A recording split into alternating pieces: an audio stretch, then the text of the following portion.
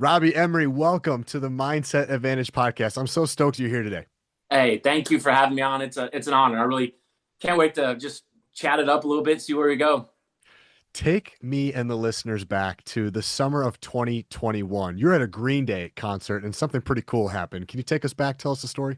Yeah, so it's kind of like the genesis of what kind of a lot of things I've been beginning to communicate over the last several years. But it all started there, which I didn't know was going to be the beginning of a lot of stories I would tell from it. But it was August. It was oddly enough, I looked it up. It was August 10th of 2021, which I have twin daughters, and that's their birthday. So I Oh, wow. skipped out on their birthday and took my wife to a Green Day concert at Comerica Park, and um, it was sold out, packed. I think like My Chemical Romance opened up, and some other bands, and we loved all those bands too. Going in high school in the '90s, those were our kind of go-to, and so finally Green Day takes the stage, and it's electric. It's a beautiful Detroit night. August 10th. The weather's amazing. So everything is perfect. The setting is great. And so we're sitting up in the upper deck bleachers watching. Great view of the concert, great seat. And we can see everything. We can see everything that's happening on stage and all over the crowd. And I'm halfway through Green Day's set. Billy Joe Armstrong, the lead singer of Green Day, presents a question. He says, "Hey, we're about to play this song. Does anyone in the audience, does anyone of the 40,000 people know how to play this song we're about to play?" And I began to watch commotion happen. Things begin to happen. About 15 rows back from the stage, this kid, I assumed he looked like a kid from where I was sitting. He's about 6'4" tall. He's over taller than one, like broccoli headed kid, just curly hair. It kind of looked like Napoleon Dynamite, to be honest with you. And he just starts crawling his way through the crowd, and they're cheering him on as he's trying to get to the stage. And he gets to where the security is, and Billy Joe Armstrong invites him to come up, and we're all watching this happen. And the kid kind of just grabs the guitar from Billy Joe, and then he straps it on, and it's kind of like, like he's kind of just demanding all this action happening to him. And it's really wild. I'm like, and I am extremely nervous for this kid. Then he sticks his hand in his pocket. He starts digging around. I'm like, now I'm like, my back is sweating for the kid. I'm like, this is not going to go well. 40,000 people. And he digs in his pocket and he pulls out a pick. And like he shows it to the audience. Like, I have a pick in my pocket. And for the next 3.5 minutes, plays the song flawlessly. Like the band is grooving with him. Billy Joe Armstrong's background singing with him. The crowd, 40,000 people. He entertained for 3.5 minutes. And I'm like, that is unbelievable. So being a preacher, my mind goes back to this is how it begins. It's 2021. We've not been to a concert in 18 months because of the pandemic, especially with 40,000 people. And I'm just thinking, this kid, his favorite band is Green Day. And just like all of us in 2020, he was locked away. He was shelter in place. He was staying alone. And he just began to practice. He can practice all of Green Day songs, all of them. And he got so good, right? And so Green Day is going to be playing in his city. So he gets a ticket. He's on the way, getting ready to go to a concert. Can't wait to be in public. Can't wait to be around everybody. Gets his ticket. Makes sure he's got his ticket in his wallet on his phone. And grabs the wallet, goes to his car, gets his keys. Oh, let me go back in the house and get a pick, just in case they ask somebody to come up on stage and play a song. And so the idea of you can't get ready for the moment, you can't be ready in the moment, you have to get ready for the moment. And this kid was ready. And I think for all of us, leadership, we have to have a pick in our pocket. We have to be ready with words to say, actions to show, things. I mean, we have to be ready. So what are you doing every day to get ready for that moment? Maybe it's 3.5 minutes in front of 40,000 people, but I promise you, he didn't practice 3.5 minutes. He practiced probably 300, 3,000 hours, 10,000 hours to get to where he could entertain us and put on a show. And it was pretty amazing. Robbie, I say all the time in my coaching that the separation is in preparation. The separation is in preparation. Kobe Bryant was very public when he was alive about how he would just out train everybody. He had these 4 a.m. workouts, and the team would come in at 8, and then he'd come in and he'd train after that. He'd train all day long. Taylor Swift, before launching her Eras tour, Robbie, she reportedly spent over 3 months rehearsing not just the music, but the lighting cues, the transition, the choreography, the costume change, the camera angles, all that. Each rehearsal was treated like the real show. She even ran through a 3+ hour set in sequence multiple times so that she could build up the stamina for when it really mattered. And her crew said that she knew every rep, every timing, and every crew's responsibility, not just her own. So it's a higher level of preparation. You're at the University of Michigan. JJ McCarthy wrote the foreword of your book. I'm a Minnesota Viking fan. We like JJ McCarthy. I just saw this literally this morning. I had to share this with you on Instagram. Said JJ McCarthy, one of the many projects that JJ had this last season. For those that aren't familiar, JJ McCarthy is a guy that we drafted for the Vikings, had a knee injury, he's been out for the year. While he was out for the year, one of his projects, Robbie, was to write profiles of opposing defensive coordinators, including what coaching tree they came from, so they could help connect their schemes with other teams. I mean, you talk about a really high level of preparation. This hits home for you, Robbie, being a presenter and the guy you are in Michigan. What does separation and preparation look like in your life? What's your separation and preparation story? And I'll tell you this. I'll go back. Let me just lean into JJ there for a minute. As you are a Minnesota Vikings fan, of course, we are now Minnesota Vikings fans, even being in I believe, the hardest division in the NFL. That's going to be a tough division to win games. Better not lose at home in that division. But JJ, Jim, his dad, carries a pick in his pocket because of that story. JJ carries a pick in his pocket. And Jim, his father, has told me many stories about JJ. One of the stories is JJ, in 15, 16 years old, just a young quarterback. He, in his room, after a game, you imagine a room, just whiteboards everywhere. His mom used the whiteboard paint in his entire room. And JJ, in his room, would go and he would write down the plays. He would go and write down what happened in the game, the mistakes he made, where he can get better at 14 and 15 years old. And Wow. so to say what you saw on Instagram today that he's still doing, You're not surprised. not surprised at all. You don't accidentally win a national championship. With all the stuff that goes on and everything, you don't accidentally win 3 Big Ten championships in a row. That comes with preparation, and it separates you from the rest. And I think for my time here at Michigan, it really has been that. It's not been, I stepped into a responsibility that I wasn't looking for. I wasn't trying to get to where I am right now. I wasn't even on the radar. I was just loving and leading people. And in 2016, I met Coach Harbaugh. And the story is that I was doing some Bible studies with some of the players on the team, and they said, we'd really love for you to preach a chapel service. And I was like, yeah, I'd be honored to do it. And so I met Coach Harbaugh for the first time, and they said, Coach, we want Robbie to do a chapel service for us. And he said, Robbie, which one would you want to do? And I said, I want to do the first one. And he laughed about it, kind of smiled and grinned, and just the willingness to just kind of push it out there that I want to do the first one. He was like, all right, do it. It's this Sunday. And so at the time, I lived about an hour away from Ann Arbor. And on that Sunday, he says, chapel's going to be at 10. I'm like, all right, cool. I left my house at 6 a.m.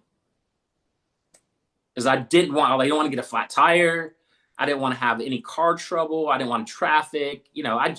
So I get there at 7 a.m., 3 hours prior to the thing. But I made sure that I wasn't going to miss the moment. I wasn't going to miss the opportunity. And so his brother-in-law, Tom Crean, is there as well.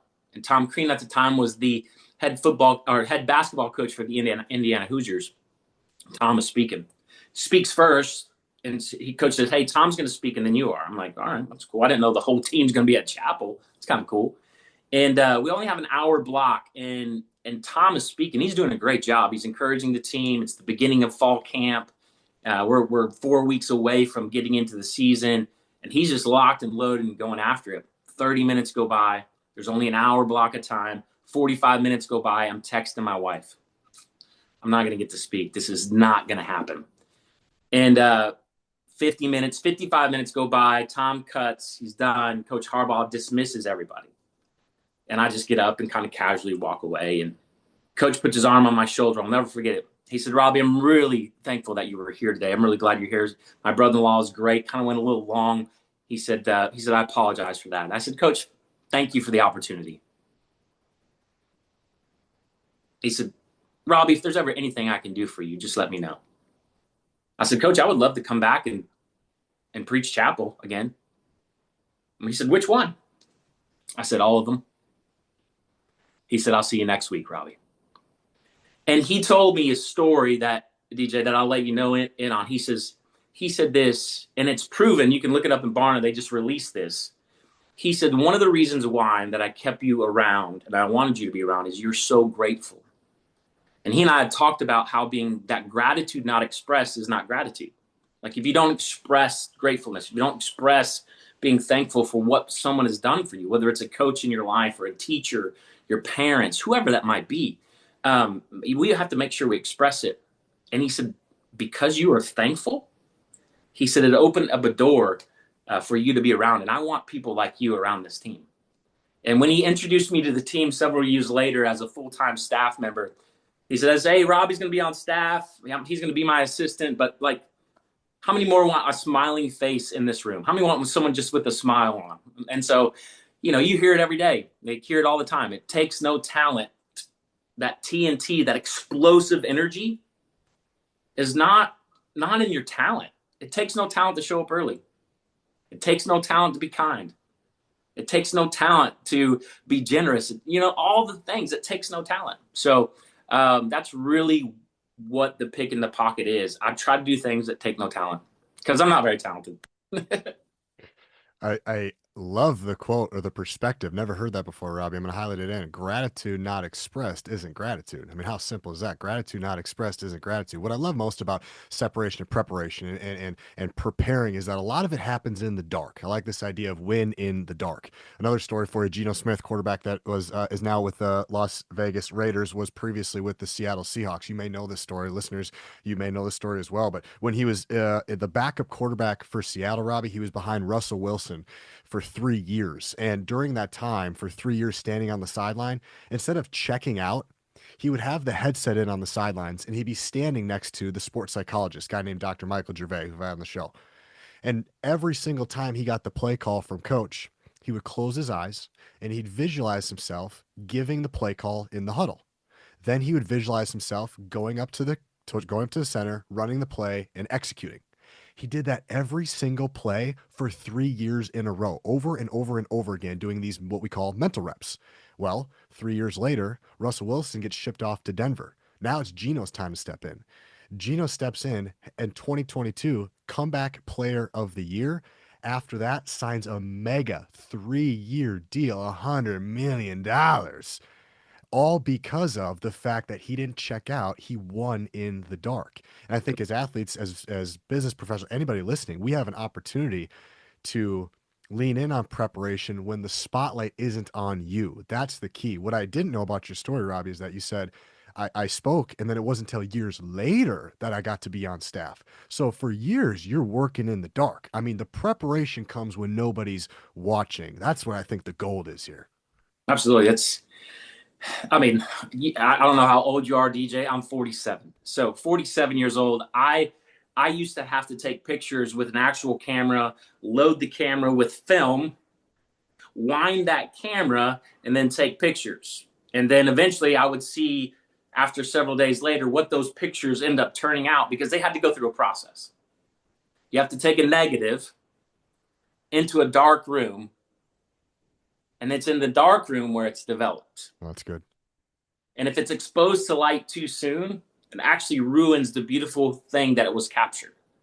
And so I think that there's a lot of people in life that are not willing to go to the dark room to be developed, and they get exposed to light too soon, and it ruins the beauty that they were supposed to have originally. Remember, it starts with a negative, goes to a dark room, and then it comes on display. And I think for me, man, that's all really I did. I just was on the sidelines. I wanted to be in the background. On Saturdays when they would say, "Hey, we want you to be with the team," I'm like, "All right, I don't want to look like I don't belong, so make me look like someone who can blend in."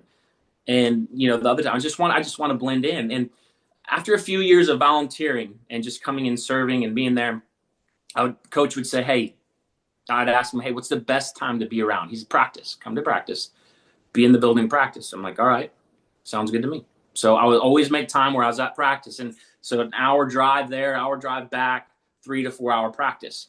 And I would make sure I was there for that time. And while I was there during our fall camp, summertime, August, it's hot, not as hot as these other schools are having it in August, but it's hot in Michigan, 80 degrees or so. And guys are drinking Gatorade and, they're water bottles and they just throw them on the ground. They can. It's not a big deal. We're not up because they got to go back out on the field. It's just kind of the deal. So I didn't want anyone to trip. These are D1 college football athletes. I don't want them tripping on a Gatorade bottle. I'm falling over on some water. So I just started picking up things.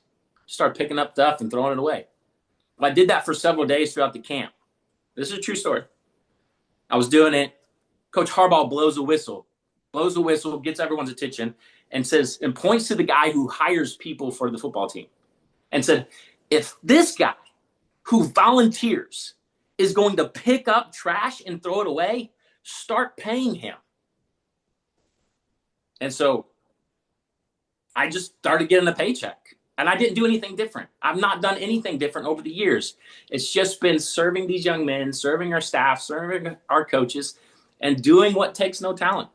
And I changed the T. This is kind of new. This is an exclusive.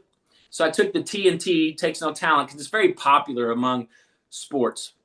But I changed it to today, not tomorrow.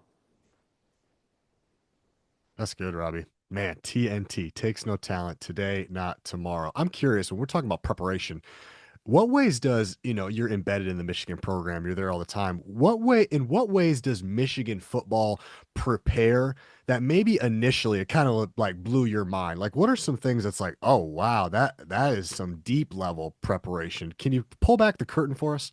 Absolutely, yeah. Um, it even goes down to you can go back and you look up quotes from different NFL coaches, not just John Harbaugh, but other NFL coaches. They love an Alabama program. They love a Michigan program. And it's because of the disciplines that we have within our program. Now, I know some schools have it and whatever that is. I don't know the nuances, but I do know ours. And you go in our weight room.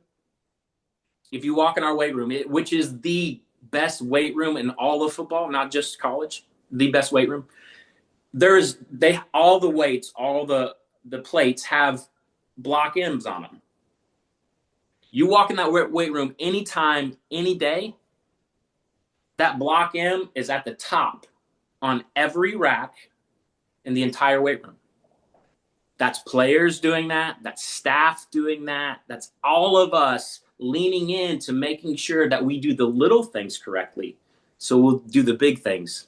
So we know this as leaders. What's done privately will be revealed publicly, right? And so I want to make sure that what I'm doing privately, man, I'm just the little things. It's the little things that maybe no one's going to notice. No one will see, but I'll notice and I'll see. So I'm going to make sure of that. Or anyone close to me will notice and see. Right? Our guys know, man, if that block M is not where it is, someone who worked out last didn't adjust that plate correctly to make sure it is. The other things I learned in Michigan is that we have a countdown clock to the game. The game. The game is us versus Ohio State. That is the game. We know how many days it is until the game.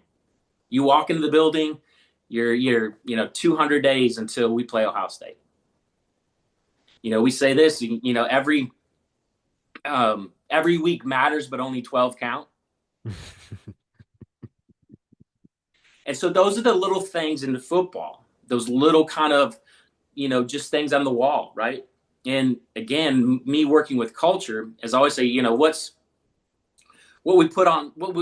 said in the halls will always trump what we put on the walls. So I want to make sure that our conversations are correct, not just what we're putting up there, but we do put things up there. We do put the countdown clock. We do put the wins. There's right now it's 1,012 wins. Reason why I know that is that I see it every day. And I think some organizations need to have more wins on the wall. Man, what's your wins? What do people know exactly what a win is in your program, in your system, in your area of expertise? What's a win?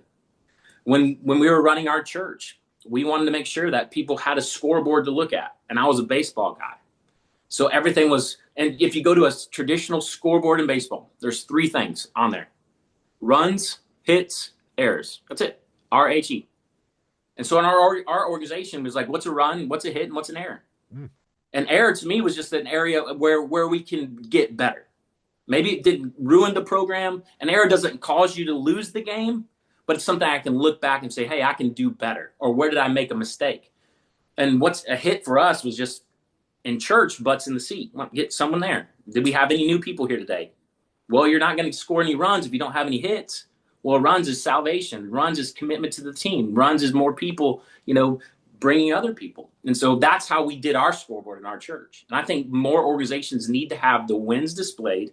They need to have the errors talked about, and then determine hey, that's a hit. It didn't win the game, but man, way to go. Way to get your batting average up.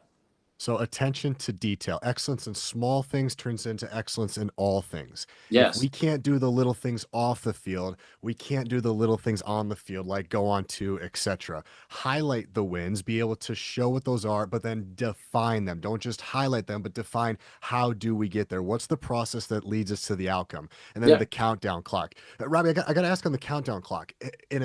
In a rivalry that's arguably the biggest in the world in any sport, if Michigan's focus is purely on that clock and purely on Ohio State and purely on that game, how do you also balance being what's important now, having that win mentality of, hey, we're only on week 3. I know the clock says this. I know we got this huge game.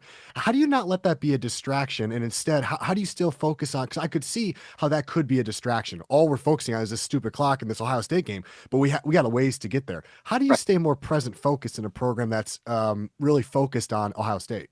And that's a great question. And if Ohio State sucked, if Ohio State wasn't the reigning national championship, if they weren't good at what they do, then it may not be a focus. But for us, it is. It's the moon, right? It's Mars, right? That's where we want to go. And, space, that's great, right? We get to space, man, we did something great. But we're shooting for Mars. We're shooting for the end. And ultimately that if we know if we beat Ohio State, if we win that game, that we will be in the top 5 in the country, because they're going to be in the top 5 and they think the same for us. And so there is that. So we used to have a beat Georgia period because Georgia beat the brakes off of us in that first college football playoff game. We have a beat Ohio period. And when I'm talking about period, it's basically a 15-minute block of time in every one of our practices that we focus on what we feel we need to beat that team, that upper echelon team. And that is, for us, that's Ohio State. And if we feel like we're ready to beat Ohio State, then there's not many more teams that would beat. If you're ready to climb Everest, then climbing other mountains may not be as, daunting. Sure. How do you balance I agree. How do you balance the focus on other teams and focus on ourselves? There are some programs that, hey, I don't care who we play. I'm focusing on running our schemes. I'm focusing on our culture. I'm focusing on us. It doesn't matter who's around us. Others go the other end of the spectrum. I don't even look inside. I'm looking everywhere else. And the magic, recipe is probably somewhere in between. But what does it look like to kind of balance that in Michigan, Robbie? That's a great question. I think a lot of people tend to focus too much externally, like the outward, and more like we are internally focused. Just go back to our 2023 season, right? There's a lot of noise outside. There's a lot of things going on. And so if these waves and all this wind is crashing against us and we focus on that, we're not going to win. We flew to Penn State to play the Nittany Lions. And as we're getting off the plane, our head coach is told that he can't coach that game. And so now a new coach has to step in and coach the game, which Coach Jerome Moore did. And we end up beating Penn State that day. We ran the ball 30 plus times in a row and came out victorious. But if you're focusing on the noise, you're focusing on that, then you lose your poise. And so you have to be poised in it. All right. But you can't disregard it. You can't not know it. Penn State is one of the loudest stadiums to play football in. It is like, It is the equivalent of like LSU. It is Death Valley. It is that same way. It is loud. And the best explanation I've had to say playing at Penn State was we used to have a photographer on our team. He was named David Turnley. David Turnley has a Pulitzer, and he was received the Pulitzer for being Nelson Mandela's photographer. So that's this guy. He's a wartime photographer. He's seen everything. He said, Robby, this is your first time coming to Penn State. It's going to be loud. It's going to be like a bomb going off.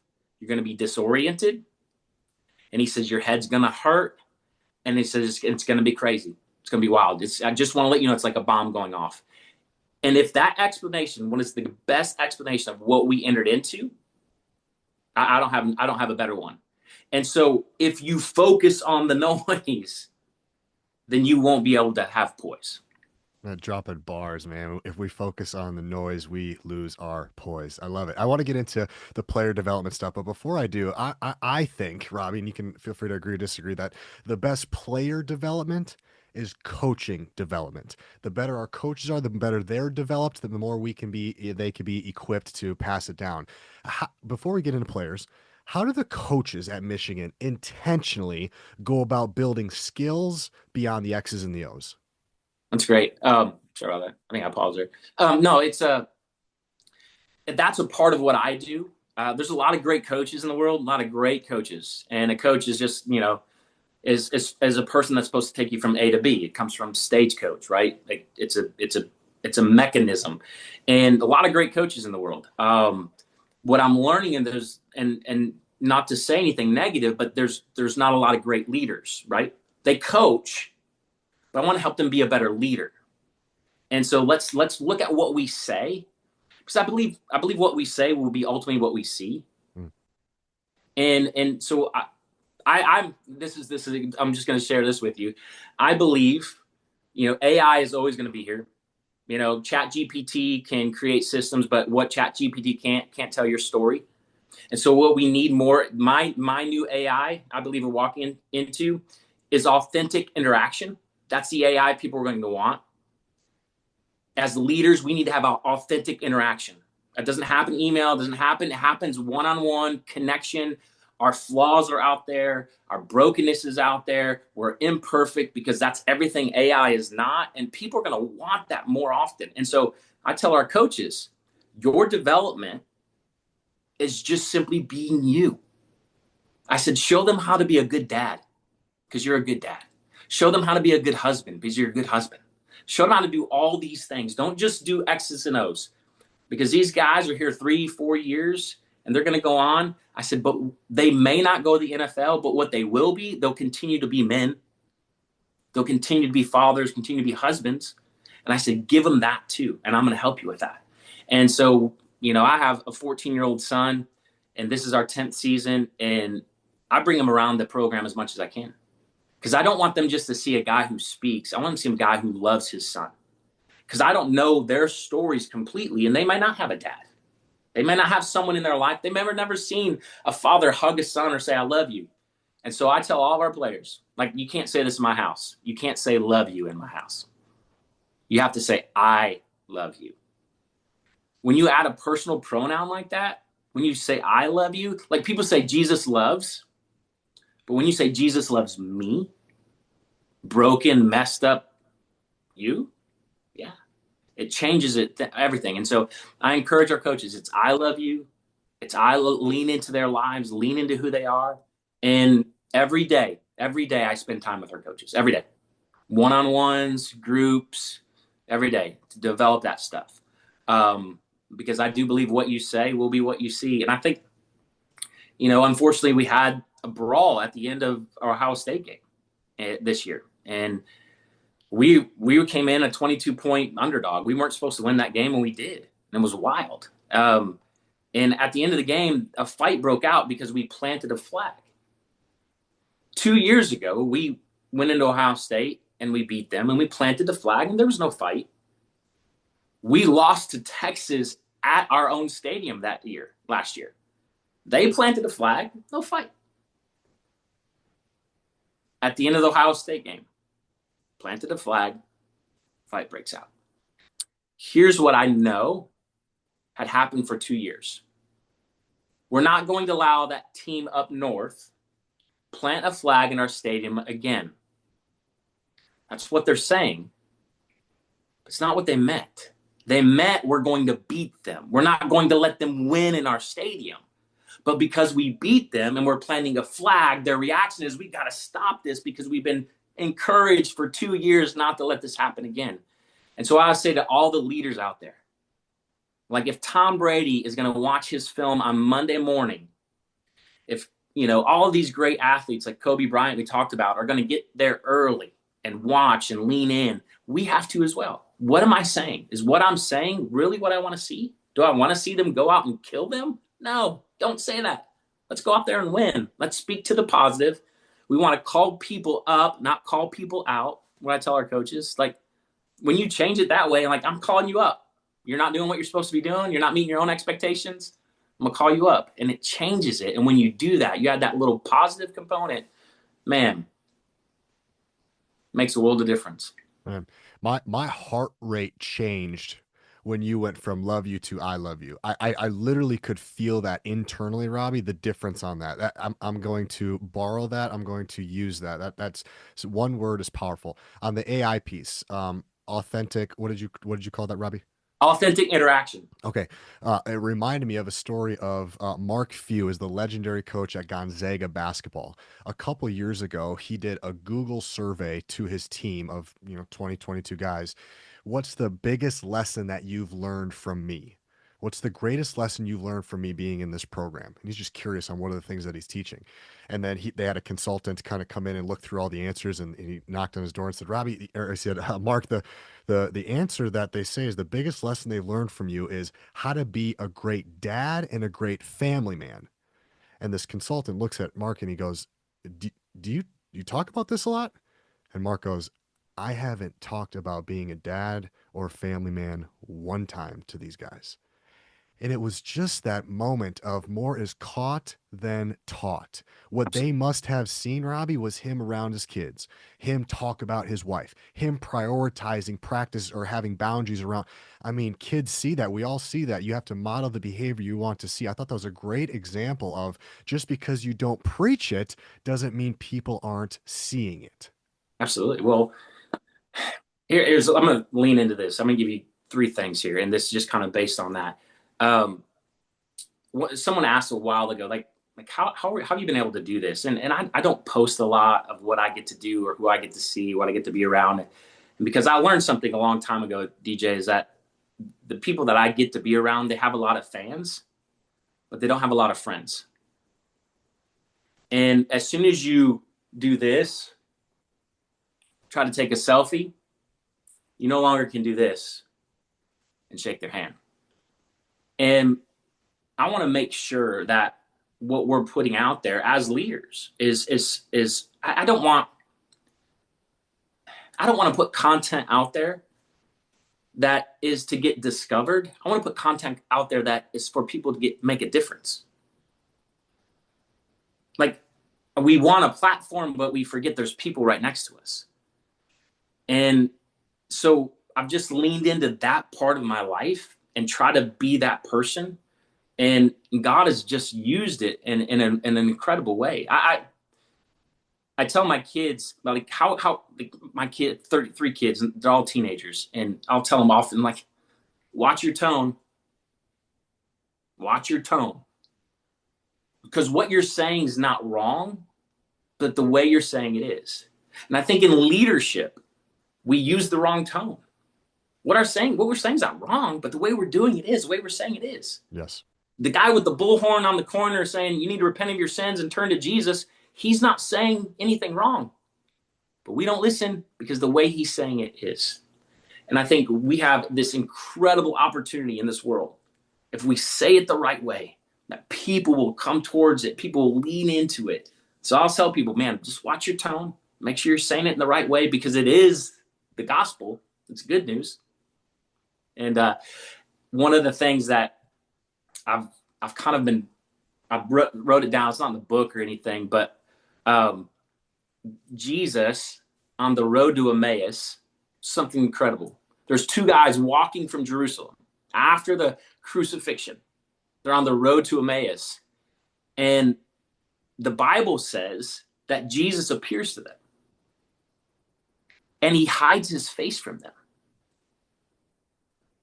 And they're like, did you not hear? They're talking to the guy that went through the crucifixion, that is resurrected. And like, did you not hear what happened? And Jesus says, what? Tell me your story. Tell me what's going on. And he walked with them down the road. After he walked with them on the road they were on, they invited him to come eat with them. And then when he broke bread with them, they realized that's Jesus. Wow. So here's the thing. If Jesus can be incognito, so can you. And the way Jesus was able to develop is he walked the road they were on. And so like, yeah, I'm going to walk the road with these football players, with these coaches that they're on. And is it always a Bible open? No. Is it always a great statement? No. I'm just walking the road and I'm hearing your story. I'm hearing the pain that you're feeling. I'm hearing what you're going through. And because if you spend enough time with them, they'll be like, hey, will you come eat with us? Will you spend more time with us? Sure. And that's when they'll be like, what's different? Now let me tell you. And so this incognito Jesus is something we all can be. Oftentimes, some coaches I've been around, they can be tone deaf. So you can say, you probably know where I'm going with this, Robby. You can say, watch your tone. You can tell them, hey, what you're saying is right, but the way you're saying it isn't connecting. I would love to know, if we go a little bit higher level here, how do you help a coach who is a little bit tone deaf, doesn't understand that their tone is impacting the way that their message is coming across? What does that higher level kind of strategy look like for the coaches out there who are in that bucket, Robby? I would say coaches who are tone deaf are not close enough. Closeness brings cure. Close will always bring cure. Always. I did a lot of dumb stuff when I was a teenager, but I never did anything dumb when I was with my dad. Right? And so if I'm close with my dad, I don't do dumb things. And so you take a tuning fork and you hit it, you kind of got to be close. You ever see a piano tuner? Mm-hmm. You go tune, like he's close to, he's not tuning the instrument from a distance. And I would say coaches who are tone deaf, they're too far away. You have to be close. And so if you're not hearing the culture, if you're not driving it, if you're not hearing the pain points, the successes, then you're too far away. Get closer to your employees, get close to your players, get close. When you're close, I promise you'll hear. And I want you to discover these two things when you get close. Discover their hurt and their heart. Two things. The way I would do it in any situation is, the hurt is, what can I pray with you about? Anything I pray with you about? I'm good, Pastor. I'm all set. All right, that's cool. What can I celebrate in your life? What's going on? I mean, on social media, it's a heart. So discover their hurt and their heart. What can I pray with you about? Sorry, I think it stopped there. Sorry. What can I pray with you about? And what can I celebrate going on in your world? And in order to, Robby, I've asked that question probably half a dozen times, either on this podcast or off this podcast. I haven't got an answer just like that. That's such a great answer, Robby. Very, very good. Thank you for that. I'm gonna be using that. In order to know if you're tone deaf, tone sensitive, in order to fix those things, we have to be close. You are close with athletes every single day.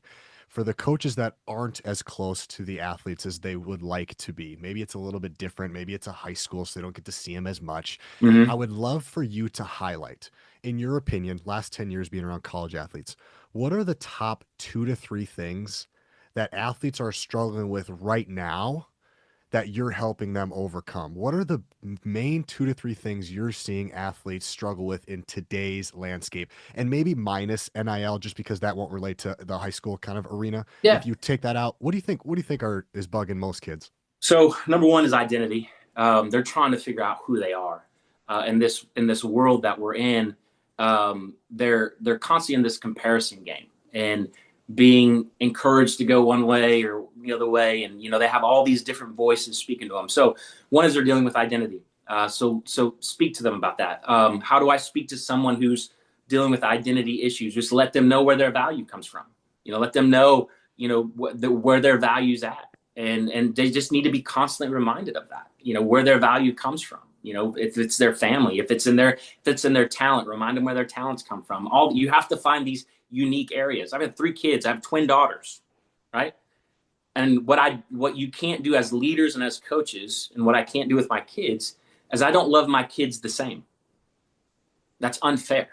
They're all uniquely different in their own way, even my twin daughters. And so I have to love Ava the way Ava needs to be loved, Bree the way Bree needs to be loved, and Silas, my son, the way he needs to be loved. And it's the same way for your players.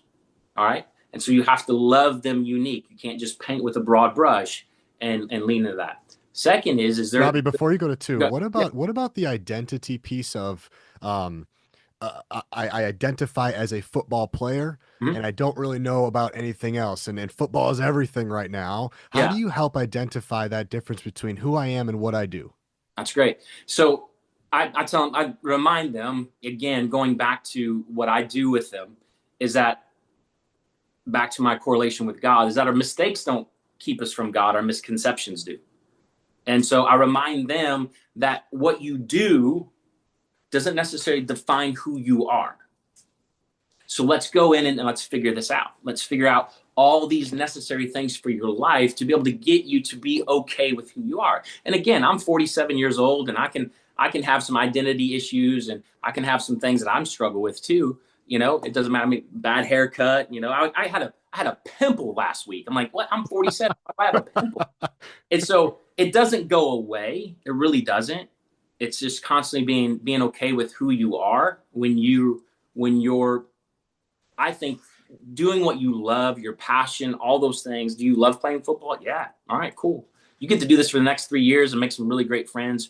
Remind them where they are, what they're doing, and they can lean into that. But what they do for a lifetime, I think will take, some discovery, right?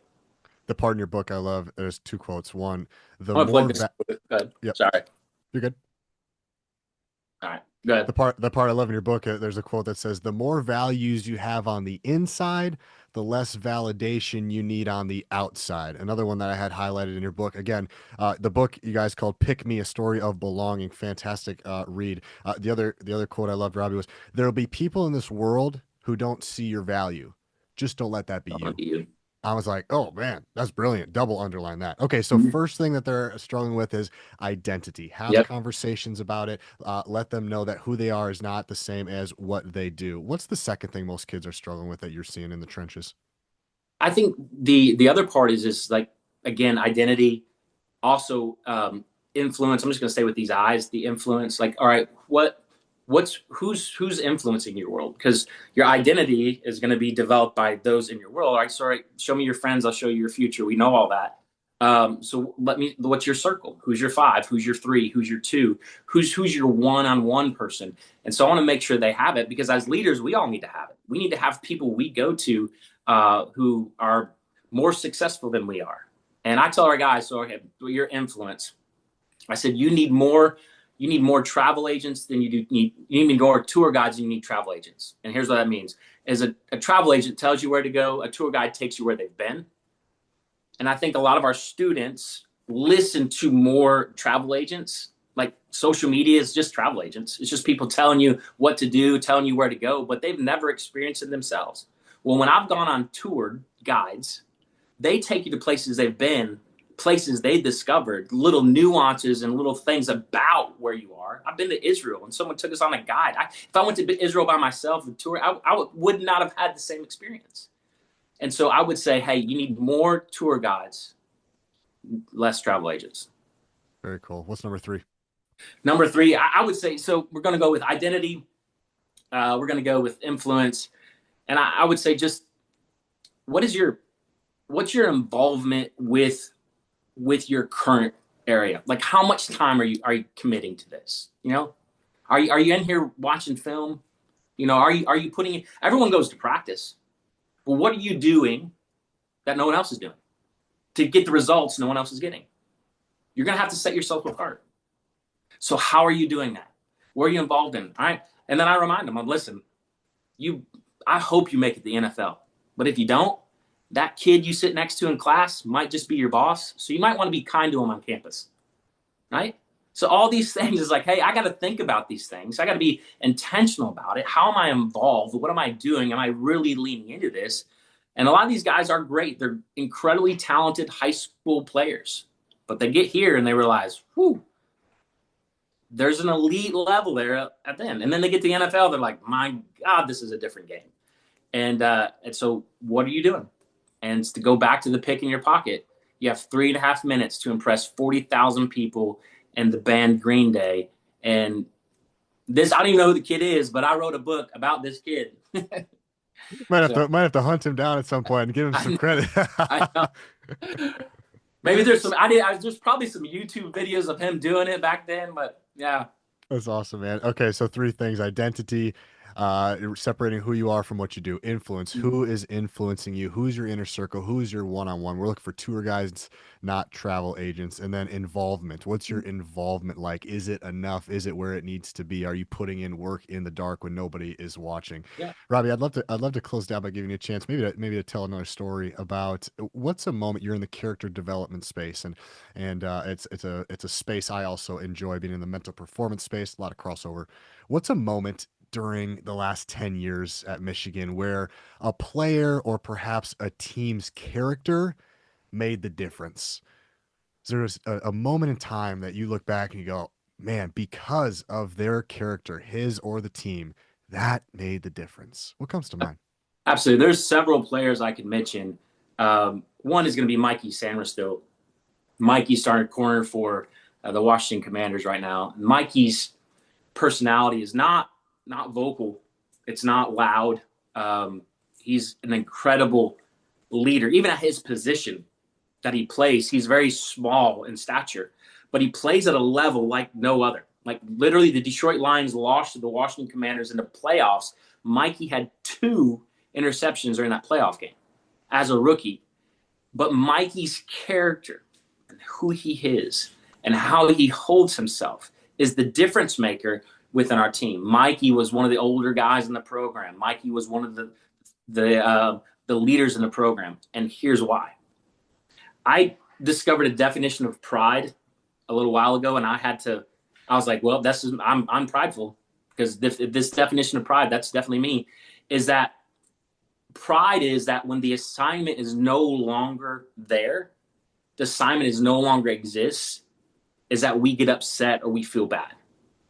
Because pride says, I'm attached to my assignment. I'm attached to what I'm currently doing. And if I don't do that, then I'm nothing and a nobody. And that's not true. What Mikey Sanderstill did in 2022, when he went from the #1 wide receiver, they flipped him to defense. They said, Mikey, we need a corner. Will you go and play defense? And without hesitation, Mikey said, I got it. Go from the side of scoring touchdowns to the side of defending them. And you go watch the highlights of 2022 and 2023 of Mikey Sanderstill. And one of the reasons why he's in the NFL has everything to do with his character. That's him. We have a head football coach during the time. Coach Jerome Moore is the perfect guy for our job right now. Like he is. Coach Moore is a great friend, great leader. And I got to spend a lot of time over the years, though, with Coach Harbaugh. And I went out and saw him in LA not too long ago. And we were talking about the book. We were talking about a lot of things. And I said, Coach, I miss you, man. He's like, you do? I said, I do. I said, you're like my best friend. I said, when I moved to Michigan, I spent more time with you than really any other person. I said, now you live in LA and I miss you a ton. And we chatted up a little bit there. And I said, Coach, I said, you have become so amazing over the years. I've watched you grow, and people said, how did he change? I said, no, he evolved. He really did. It's like the caterpillar to the butterfly. It didn't change, it just evolved, just became better. And we were in a meeting. You talking about character, and character has to start from the top down. And Coach Harbaugh told this story. It's out there. He told this story to the team. And I can't remember the specifics of the story, but he's coached for several football teams. This was prior to the NFL. He had coached a team, and they had won. They had won their championship, and he went out celebrating. And he said, Robbie, I had one extra drink. just one extra one. And he said, I got pulled over. I got a DUI. He said, it was barely over. It was barely over the legal limit. And he said, I swore from that day, I'll never take a drink again. Wow. Do you know where I heard that story for the first time? In front of the entire football team. He Wow. told that story. I asked the person that had been with him for 30 years, I said, have you ever heard that story told in public? He said, that's the first time. Wow. That year, we won a national championship game. When you, as a person, said, I'm going to be a person of character, I'm going to say this, this is what I did, it's not what I do, then I'm telling you, it transforms the lives of young men. What a way to end this conversation. Robby, this was so much fun, man. You're such a good dude. I love your storytelling. I love your content. It's really good. How can my listeners best support you, Robby? Oh, I mean, if you're a reader, I would encourage you to pick up the book. It's called Pick Me. You can go to robbyemery.com. You can get it there. You can go to amazon.com. It's there. I really do believe it will help you. We live in a pick me culture. You know, we do. We hope we get picked. We hope that chair turns around and we join that singing team. We hope we get a rose at the end of the night so I can find a spouse. What I like to say, we're all the proverbial middle school student walking through the lunchroom, holding our tray, hoping someone to ask us to sit down with them. So it's a story of belonging. There's football stories in it, but it's not a football book. I really believe it will help you. Someone asked, did you have a ghostwriter? I said, yeah, the Holy Ghost. So, so I believe it's a helpful book. It's a book that I believe will, if it does help you, has nothing to do with Robby, it has everything to do with my relationship with God. So thank you. Encourage you to pick it up. Thank you, DJ, for having me on, man. This was great, man. Thanks for being here. Yeah, my pleasure.